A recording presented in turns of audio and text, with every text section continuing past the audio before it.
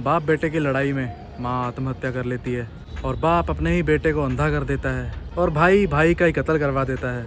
Hey guys, welcome to city vlogs. तो आज हमारी भारत यात्रा का दिन 122 और अभी हम हैं प्रयागराज इलाहाबाद में। और आज हम जाने वाले हैं बाकी का बचा हुआ जो इलाहाबाद प्रयागराज है वो घूमने के लिए। उसमें आते हैं भाई, यहाँ पे एक इलाहाबाद म्यूजियम है, खजुराहो यहाँ पे एक किला है और एक मंदिर भी है। देखते हैं कि कहाँ कहाँ जा पाते हैं, क्योंकि आज हम लेट हैं, ऑलरेडी 2:45 हो चुके हैं। कल रात को मैंने एडिटिंग नहीं करी थी, आज जो अपलोड करना था ब्लॉग उसकी। तो चलिए आज का ब्लॉग स्टार्ट करते हैं। Welcome to 365 days of dreaming. तो चलिए चलते हैं। तो भाई सुबह रात में यहाँ पे भाई देखता जा रहा था, कटलेट की दुकानें बहुत सारी थी। तो अभी मैंने कहा यार ट्राई कर ही लेते हैं, बढ़िया है, क्रिस्पी और आलू के पकौड़े टाइप। अभी कटलेट वगैरह खा के भाई हम जा रहे सीधा इलाहाबाद म्यूजियम की तरफ। और भाई आज हमने पढ़ा है वहाँ पे, अभी मैप पे पढ़ा कि वो बंद रहता है आज के दिन, मंडे के दिन भाई बंद रहता है। पता नहीं क्यों मंडे के दिन आधी मार्केट बंद रहती है। अभी हम जा रहे हैं भाई खजुराहो पैलेस की तरफ, खजुराहो किला है यहाँ पे। तो चलिए वहाँ चलते हैं। पता नहीं आज किस्मत खराब है, पता नहीं क्या सीन है, बस सुबह से भटके जा रहा हूँ। सो गाइस फाइनली हम आ चुके हैं खुसरो पैलेस के अंदर, खुसरो किला के पास। एंड यहाँ पे भाई देख सकते हैं ये जो है अभी बंद था थोड़ी देर पहले तक, और ये 3:30 बजे खुलता है। 3:30 अभी बजे है, तो अभी अंदर चलते हैं। ये देख सकते हैं भाई इसका बड़ा सा गेट। एंड यहाँ पे आप देख सकते हैं घोड़े की जो नाल होती है वो यहाँ पे लगी हुई है, घोड़े के जो पैर के नीचे आप सकते हैं लगा होता है। एंड इसकी जो हिस्ट्री है वो मुझे पता है, क्योंकि मैंने पिछले एक किले में भी ये पूछी थी। वो कहते हैं कि अगर किसी के भी घोड़े की जो हेल्थ है वो ख़राब हो तो यहाँ से एक नाल ले जाके अपने घोड़े को पहना सकते हैं। जब वो ठीक हो जाए तो यहाँ पे एक नई नाल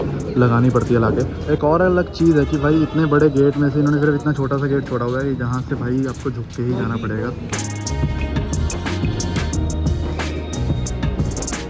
भाई जब इसे बाहर से देखोगे आपको पता भी नहीं चलेगा कि अंदर इतनी बड़ी स्पेस है। आप देख सकते हैं भाई कि बहुत ही बड़ा है, पर अंदर आके जैसे ही आप गेट, छोटा सा जो गेट है वो एंटर करेंगे तो आपको दिख जाएगा कि सामने बहुत ही ज़्यादा बड़ी जगह है और घूमने के लिए अच्छा है। ये है खुसरो बाग, और यहाँ पे आप देख सकते हैं कि यहाँ पे 3 मकबरे बने हुए हैं। अभी हम आपको खुसरो बाग की पूरी कहानी सुनाते हैं। ये इमारतें बेहद खूबसूरत है, इसमें कोई शक नहीं, पर इन्हीं इमारतों में छुपी है मुगलिया सल्तनत की एक खूनी दास्तान। जहांगीर के वक्त में जब ये शहर बना तब ये प्रयागराज नहीं बल्कि नया नया इलाहाबाद बना ही था। और सभी धर्मों का समान रूप से सम्मान करने का टैग अपने माथे पर लगाए अकबर ने हिंदुओं के इस तीर्थ स्थान का नाम अल्लाह के नाम पर रखा, इलाहाबाद। पर जहांगीर के परिवार के 3 लोगों का मकबरा है, जैसा कि आप सामने देख सकते हैं। एक उनका बेटा खुसरो, उनकी पहली पत्नी शाह बेगम और उनकी बेटी सुल्तान निसार बेगम। खुसरो बाग के इन मकबरों के बारे में बताने से पहले हम आपको इसके पीछे की कहानी बता देते हैं कि अकबर का जब अंतिम समय था तब उसे अपना बेटा जो सलीम था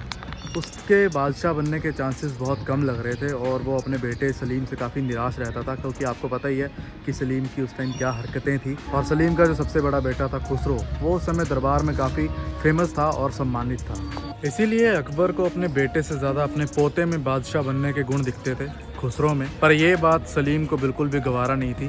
होती भी कैसे, जिसने बचपन से पैदा होते ही अगला बादशाह बनने के ड्रीम्स देखे हों और उसे बड़े होकर बोला जाए कि पहले तुम्हारे पिता बादशाह थे अब तुम्हारा बेटा होगा, और तुम पीढ़ी से बिल्कुल स्किप ही हो चुके हो, तो भाई उसे गुस्सा तो आएगा। और सलीम को ये बात बिल्कुल अच्छी नहीं लगी, इसलिए उसने बगावत कर दी और आगरा जो उनकी राजधानी थी वहाँ से 500 किलोमीटर दूर इलाहाबाद में आके उसने खुद को ही बादशाह घोषित कर दिया। पर यह बात बादशाह अकबर को और उनके खुद के बेटे खुसरो को भी बिल्कुल अच्छी नहीं लगी। जैसे बादशाह अकबर और सलीम में अनबन रहती थी, अब वैसे ही खुसरो और सलीम में भी अनबन रहने लगी। और बाप बेटे की इस लड़ाई में सबसे ज़्यादा टेंशन लेने वाली थी खुसरो की माँ शाह बेगम। रोज़ रोज़ कलेश देखकर भाई वो थोड़ा टेंशन में ज़्यादा आ गई और उन्होंने अफीम की ओवरडोज ली और सुसाइड कर लिया, आत्महत्या कर ली। सबसे पहला मकबरा यहाँ पे उन्हीं का बनवाया गया, शाह बेगम के नाम का।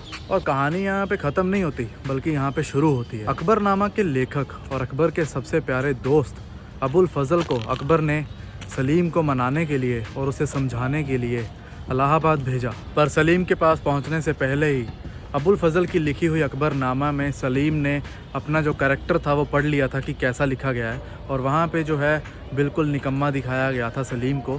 तो सलीम को इस चीज़ का बहुत गुस्सा था और वो अबुल फजल को मार देना चाहता था।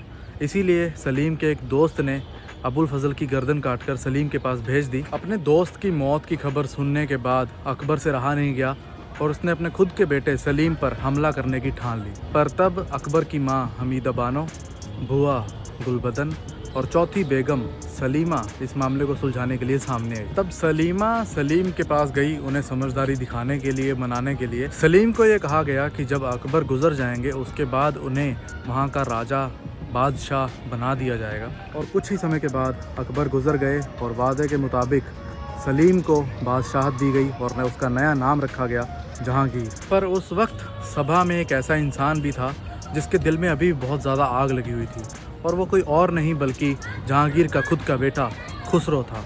क्योंकि खुसरो जानता था कि उसके दादा बादशाह के रूप में अपने बेटे जहांगीर को नहीं बल्कि अपने पोते खुसरो को देखते थे, और अपने दादा अकबर के बोल को सच करने के लिए उसने जहांगीर के खिलाफ बगावत कर दी और घर पे ये बोल के गया कि मैं अकबर का मकबरा देखने के लिए जा रहा हूँ सिकंदरा।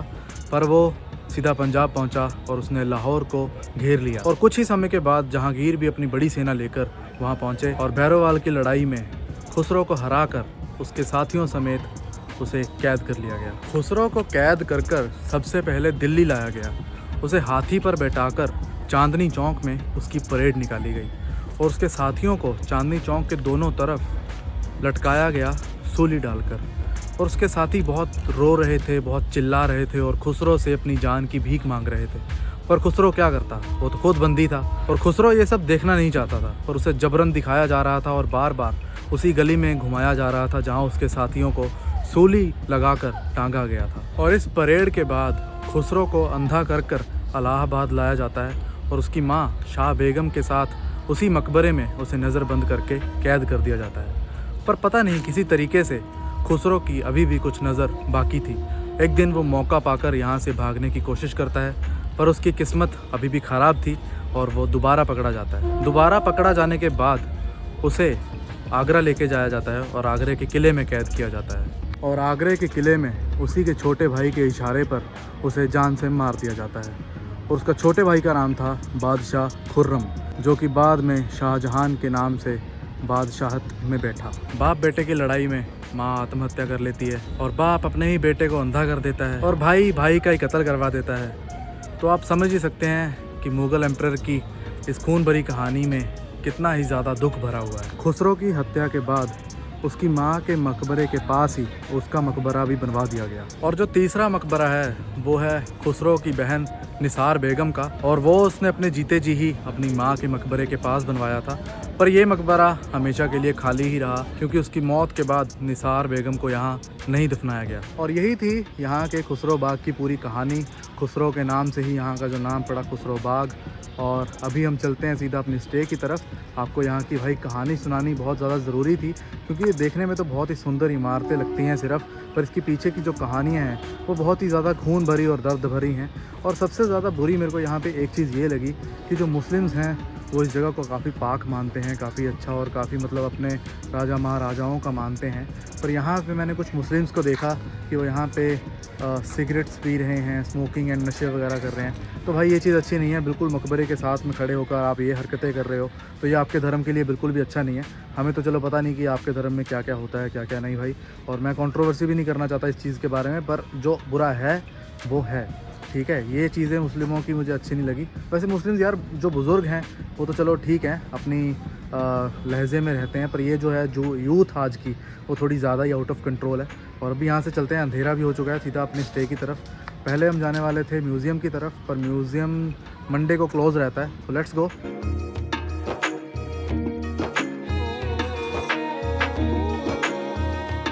अभी हम वापस जा रहे थे भाई स्टे की तरफ। रास्ते में हमें दिखी ये मिठाई, इसका नाम होता है शाही टुकड़ा और बहुत ही ज़्यादा स्वादिष्ट लगती है भाई मुझे तो, इसलिए हमने ले लिया। 15 रुपये का एक पीस है, 2 पीस लिए हैं, अच्छा होगा, ट्राई करके देखते हैं। तो भाई अभी हम घूम फिर के वापस आ चुके थे अपनी स्टे पे एंड अभी बाहर आए खाना पीना खाने के लिए। खाना पीना खा के वापस चलते हैं अपनी स्टे पे एंड इस ब्लॉग को एंड करेंगे तब। सो गाइस ये ब्लॉग यहीं तक था। प्रयागराज इलाहाबाद हमारा खत्म हो चुका है। कल हम जाने वाले हैं जी बनारस की तरफ। तो अगर आपको ये ब्लॉग अच्छा लगा तो जल्दी से जाकर वीडियो को लाइक कर दीजिए, सब्सक्राइब कर दीजिए हमारे चैनल को और शेयर कर दीजिए दोस्तों के साथ। मिलते हैं अगले ब्लॉग में। Till then bye bye.